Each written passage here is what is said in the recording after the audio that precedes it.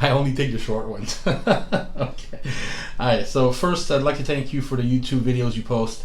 But I have a quick question about Anavar from Dragon Pharma. So I guess it's some brand online.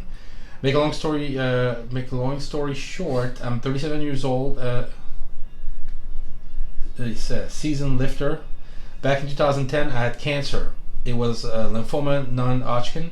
I'm completely cancer-free, and I was thinking about running 20 milligrams of Anavar for 5 weeks alone.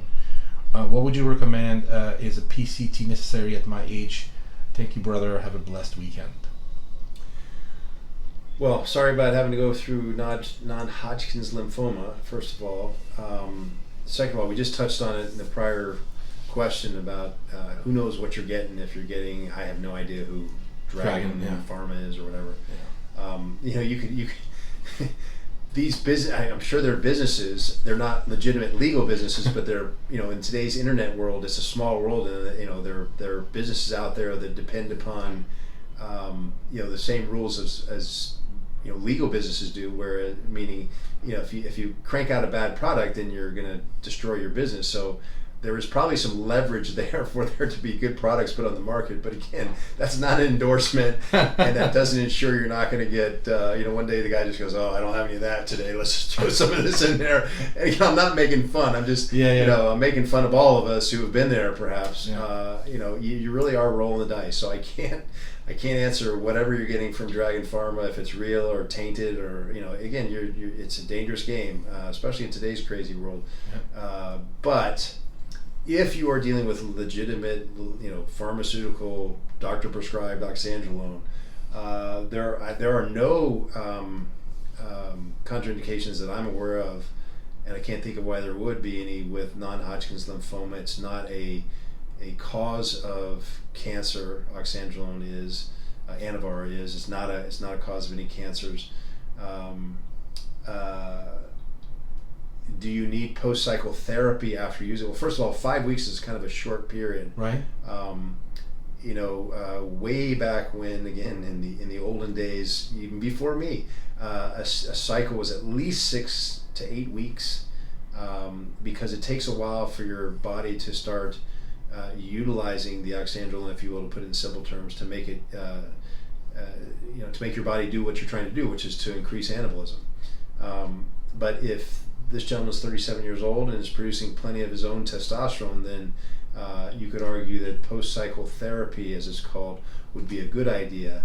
5 weeks, how much shutdown of the body's natural production of testosterone has occurred? Probably not a whole heck of a lot. So do you really need it? Everyone's a little different. You might not miss a beat at all because the endogenous production hasn't been shut down in a sufficient manner to make it warranted, I guess is one way to put it. Is it even worth doing then?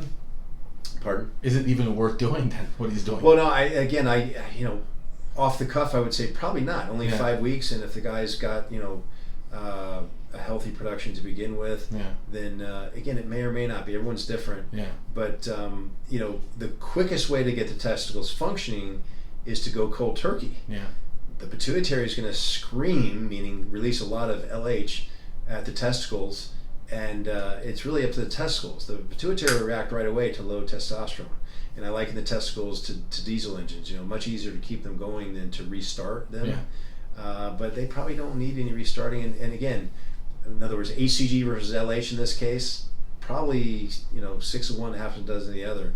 Now, if someone were on a long cycle, in any case where the testicles actually shut down, then it's certainly arguably much more comfortable to use something to stimulate the testicles prior to coming off of testosterone or an anabolic, whatever's replacing the natural production of testosterone, for say 3 to 4 weeks of 6 weeks, depending on the other factors, how long they've been on, the age of the individual.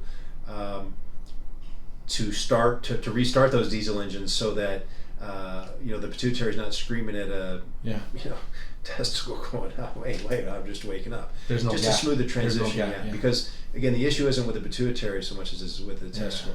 Now, if this gentleman who's just a 37-year-old, didn't give his name, is on replacement therapy, then there's no need. And I hear this question a lot too.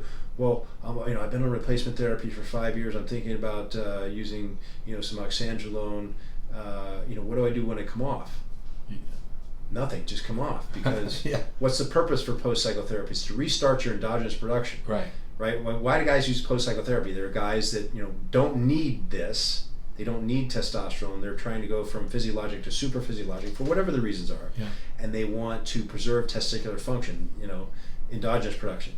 Well, someone who's already lost sufficient endogenous production to warrant being on testosterone replacement therapy is on replacement therapy. That's right. What are you trying to restart? That's right. So you just go off the oxandrolone. There's no post-psychotherapy. Makes sense. Yeah. Yeah. To be Awesome. considered, right? Exactly. Thanks, Doc.